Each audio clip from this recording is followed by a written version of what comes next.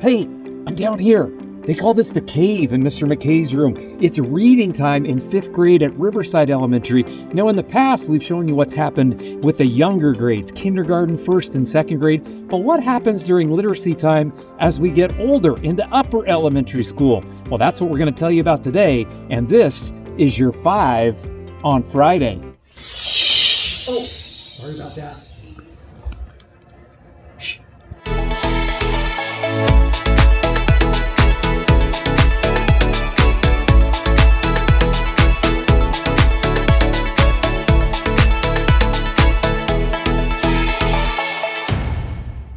We're here today at Riverside Elementary talking to teacher MacKay, who teaches a 4-5 blend here.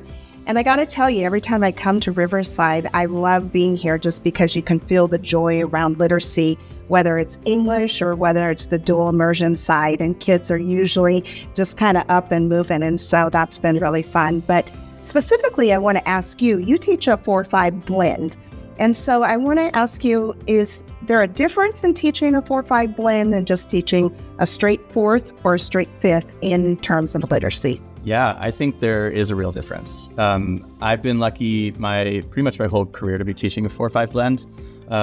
And this year I am specializing in teaching literacy to a straight 4th grade group and a straight 5th grade group. So it's been really interesting to see those differences. What 4th graders are learning, what 5th graders are learning is actually very similar. 5th graders have maybe an extra sentence. So they have a little extra push.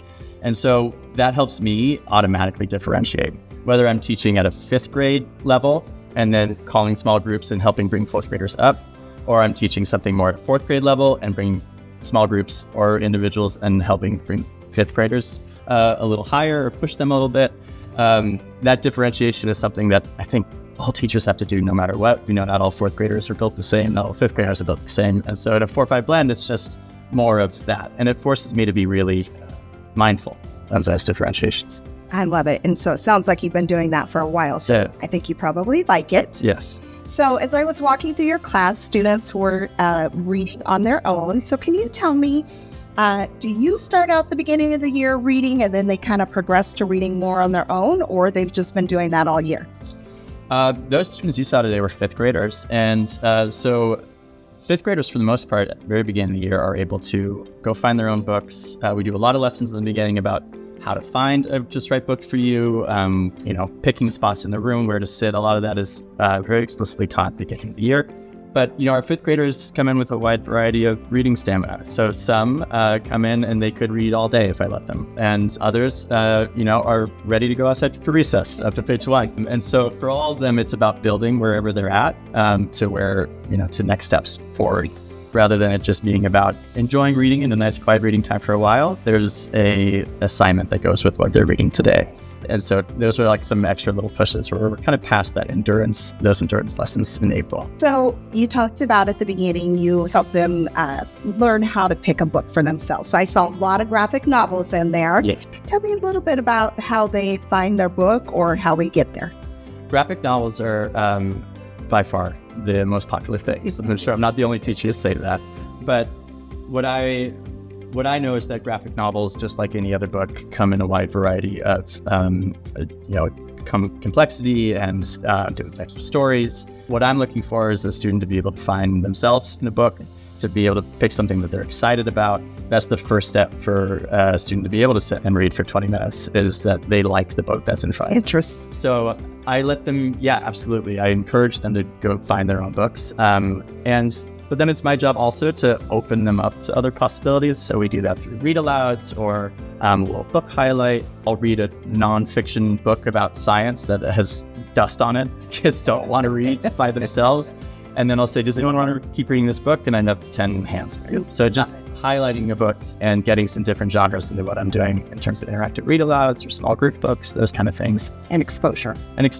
So that it's not all graphic novels all the time, but they still have that option if they want it. And I want to ask Jen, who's our residence reading specialist for our district.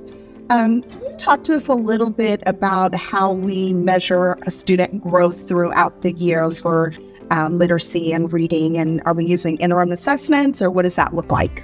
Yeah, so we use a variety of assessments in classrooms.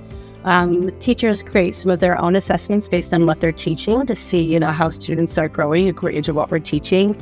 We also have screening assessments that just review how students are reading, their reading rate and capacity, and also some of their comprehension, so that we can be sure across the whole district that we're looking at, where are we really growing and where are some areas that we have need. We also have a summative assessment, the Smarter Balance Assessment, through the Oregon Department of Education that all 3rd, 4th, and 5th graders take each year. That assessment grows in rigor each year. So it's kind of interesting. Sometimes you'll see a student score dip between 3rd and 4th or 4th and 5th. It's not because our students aren't learning, right? It's because we know that the rigor of the test increases. So our students are growing, they are learning, and we're still reaching for those high levels of learning. And yet at times you'll see that dip because the rigor really does increase as we go up in grade level.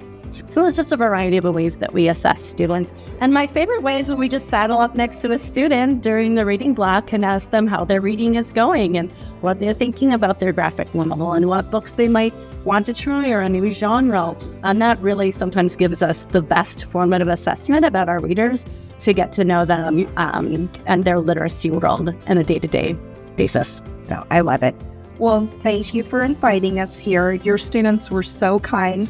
I had a little guy in there and he said, thank you for coming here. We really enjoy seeing you. And so I just can feel the joy and the warmth. And that's what we love when we come to the school and your classroom feels it.